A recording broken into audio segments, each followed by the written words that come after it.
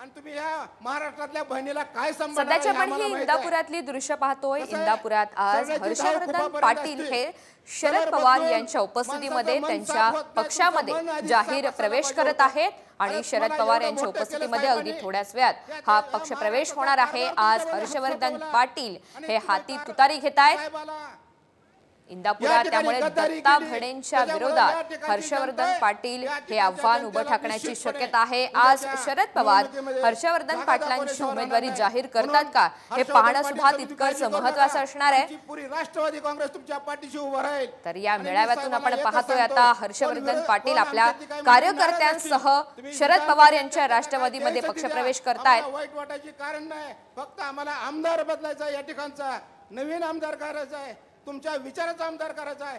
एवढंच सांगतो आणि माझे 2 शब्द संपवतो. जय हिंद, जय महाराष्ट्र.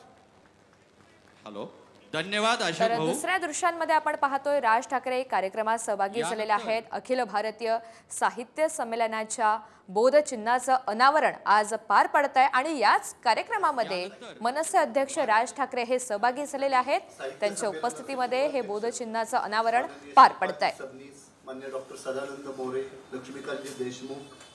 तर 2 महत्वाची दृश्य आपण पाहतोय इंदापुरात. एकीकडे हर्षवर्धन पाटलांचा पक्षप्रवेश सोहळा हा पार पडतोय. या ठिकाणी शरद पवार यांच्या उपस्थितीमध्ये हा पक्षप्रवेश होतोय. आपल्या काही कार्यकर्त्यांसह ते आज तुतारी हाती घेत आहेत. खासदार अमोलदादा कोल्हे ज्यांचा आज प्रवेश होतोय ते आमच्या सर्वांचे तरुणांचे मार्गदर्शक आदरणीय हर्षवर्धन पाटील साहेब.